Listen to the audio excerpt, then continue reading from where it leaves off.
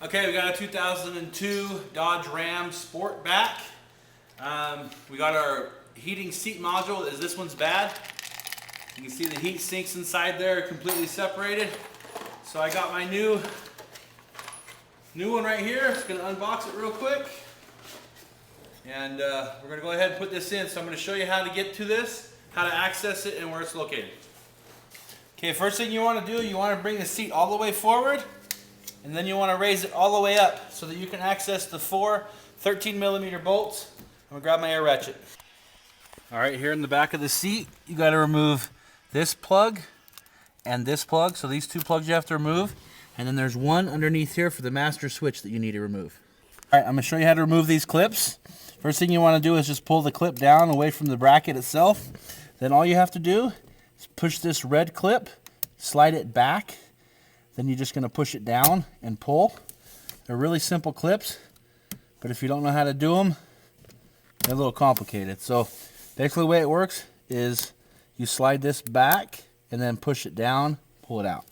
Then we're going to release the big one underneath. Slide that back, release it from the metal, and I'm going to pull it out, back. All right, now I've already removed the seat. I'm just going to show you what you have to do to remove it. You have one bolt here, one here, one here, and one here, and they're all 13mm.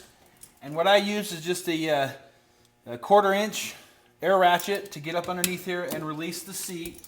Okay, then I release the plug to the ignition, not the ignition module. I release this plug.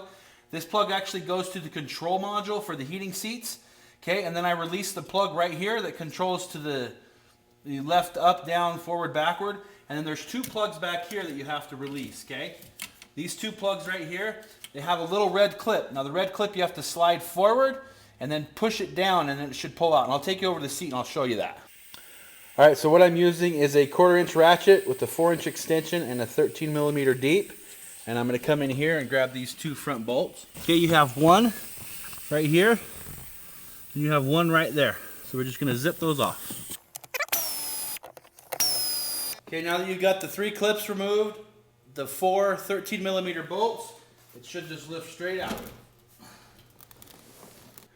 Now if you look, you'll notice that I've taken the whole seat apart. I've taken this side panel off that goes here. I've taken this plate off. The reason I've done that is I wanted to access the wires so to make sure that I've confirmed that these are the wires that go to the heating element. So this is the one for the bottom. This is the one that goes up to the top. That's the only reason I took this apart, but these are the 4 bolts that connect to the seat bracket, okay?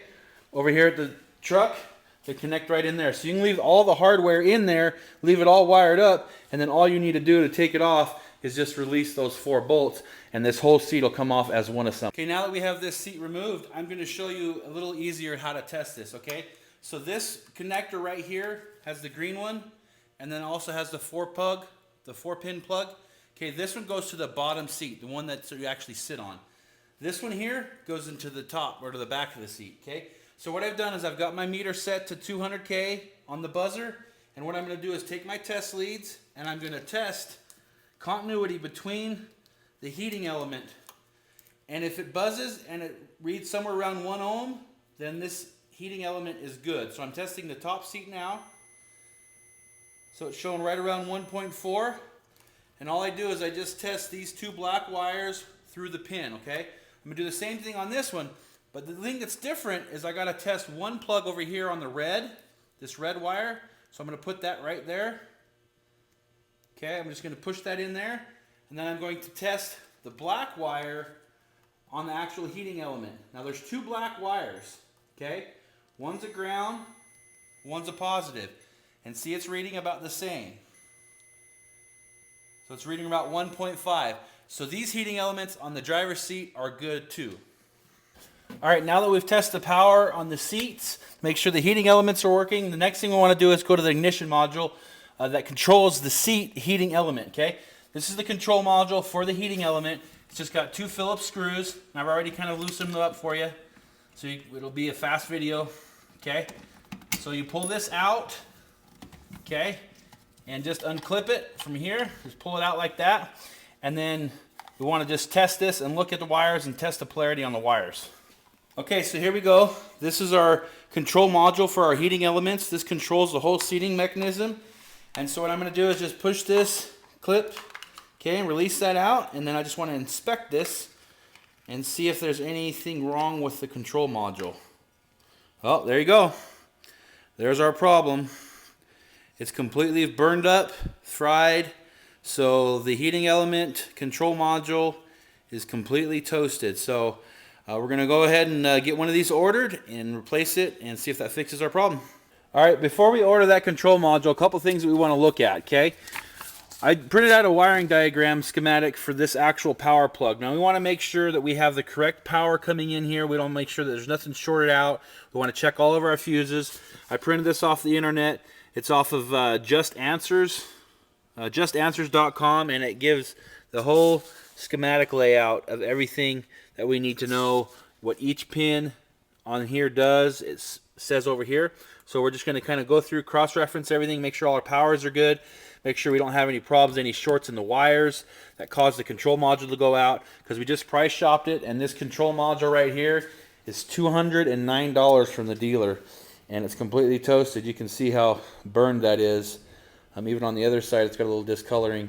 So we could probably try to replace that, you know, the control panel, and try to maybe repair this, but we're just going to order a new one for him. So anyway, that's pretty much it for today's video. So I think we're just going to get this control module ordered up, get that replaced, and then we'll come back and maybe do a part 2 of this.